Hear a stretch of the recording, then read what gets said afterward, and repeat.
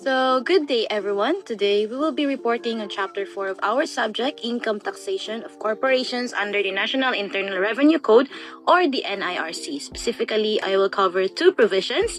First, Section 27D5, which deals with the 6% capital gains tax on the sale of lands and buildings.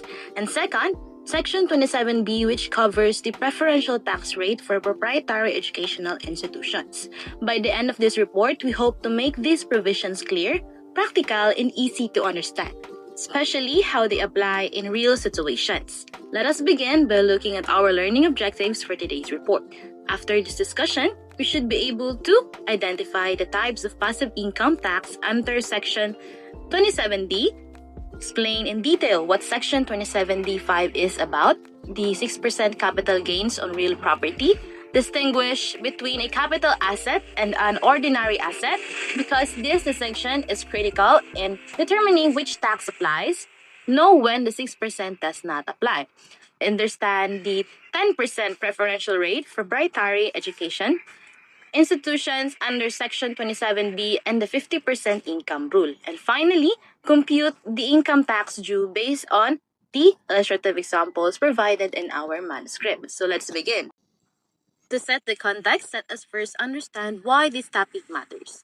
The NIRC imposes different types of taxes on corporations depending on how the income was earned. One important category is passive income that a corporation earns not from its primary business operations but from investments, property sales, dividends, and similar resources. Today's focus is on Section 27D, which covers the capital gains tax when a corporation sells lands or buildings that are not used in its business. The tax rate here is 6%, and it is a final tax, meaning once it is paid, the corporation no longer needs to report that income in its annual income tax return. Alright, what makes this rule unique is that the tax is not based on actual profit. It is based on the higher of the actual selling price or the fair market value, the BIR zonal value. So even if a corporation sells a property at a loss, the 6% tax still applies. This is why future accountants must know this rule well. Mistake in clarification or computation could lead to penalties from the BIR. Sa Pilipinas, many corporations own lands, buildings as investment.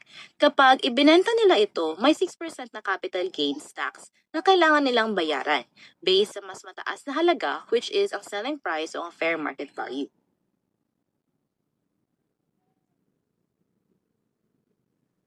Is the under Section 27D of the NIRC, certain passive incomes earned by corporations are subject to final withholding taxes. The phrase final means that the tax deducted The phrase final means the tax deducted at a source is already the complete and full tax. There is no more tax to be filed or paid afterward. The law covers 5 paragraphs. For paragraph 1 covers interest from deposits and royalties tax at 20%. Paragraph 2 covers interest from foreign currency deposits tax at 15%. Paragraph 3 covers capital gains from selling shares of stocks not listed in the stock exchange, also at 15%. Paragraph 4 covers intercorporate dividends. These are generally exempt, subject to conditions, and the focus of our report today is the paragraph 5, covers capital gains from the sale, exchange, or disposition of lands and or buildings. This carries a 6% final tax. Notice that paragraph 5 is highlighted in our slide. This is the provision I will discuss in detail. Before we proceed to the examples, let us define the key terms that appear in this provision.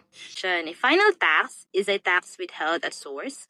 Once paid, it fully settles the tax obligation, so no need to include that income in the annual tax return. A capital asset refers to any property that is not included in the corporation's inventory, not held. Now, when does the 6% tax not apply?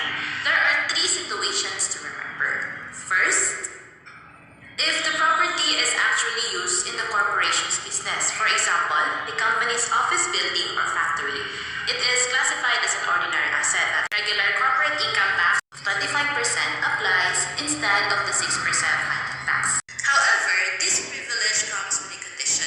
The school's income from unrelated activities must not exceed 50% of its total gross income. If it does exceed 50%, the school loses the preferential rate and 25%.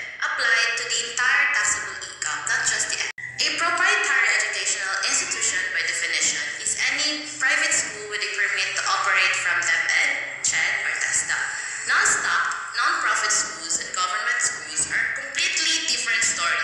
They are exempt from income tax entirely, which we will see in example A. Let us read the problem for example A. Sample school presented the following information for the year 2022. Gross income of 500,000, allowed deductions of 250,000, and taxable net income of 250,000. We are required to compute the income tax of sample school under 4 different scenarios. A. It is a proprietary educational institution and unrelated income does not exceed 50% of gross income. A would be same institution but unrelated income exceeds 50%. A2, non-stock, non-profit educational institution, and A3, government educational institution. The same taxable income of 250,000 is used for all scenarios, but as we will see, the tax result will be very different depending on classification and the applicable rate. For solution A1A, the applicable rule is the preferential rate of 10% under section 27B. Step 1, we identify the taxable net income, which is 250,000 as given in the problem. Step 2, we determine the applicable rate, tax rate. Step 2, we determine the applicable tax rate since unrelated income does not exceed 50% of gross income. The school qualifies for the preferential rate 10%. Step, the income tax due.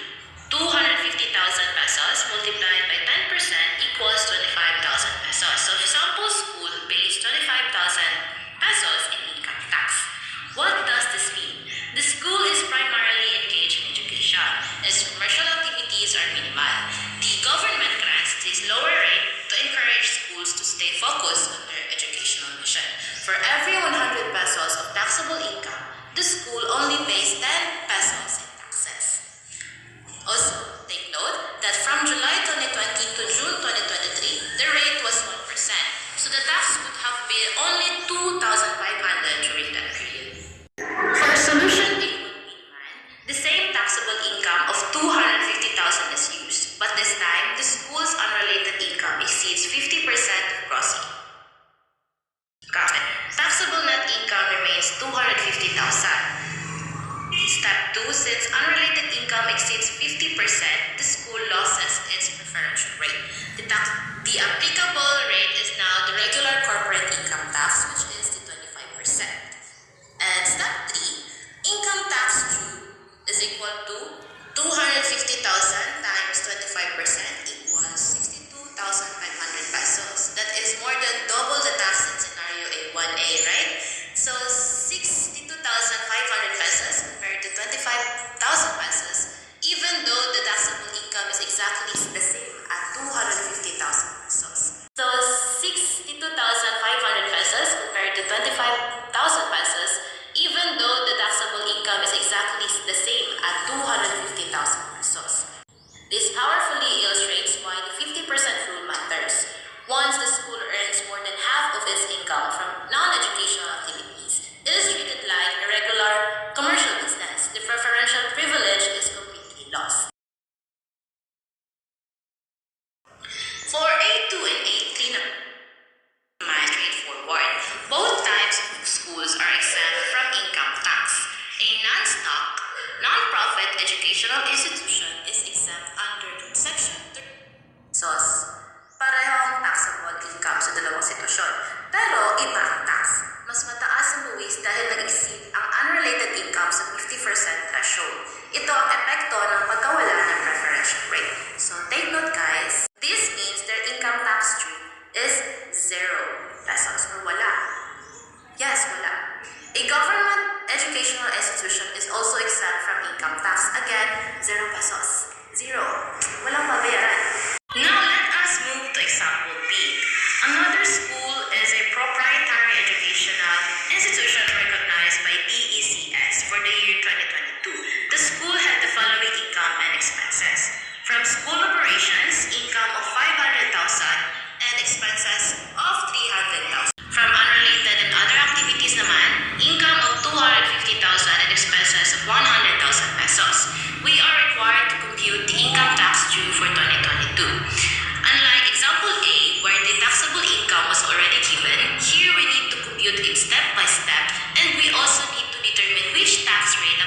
Okay, for step 1, we compute the percentage of gross income earned from unrelated activities. Total gross income.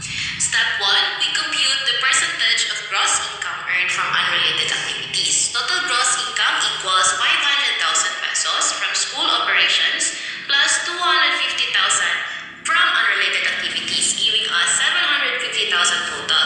The percentage of unrelated income is 250,000 divided by 750,000 pesos. Step 2, we compare 33.33% to the 50% threshold. Since 33.33% is less than 50%, the school stays within the safe zone.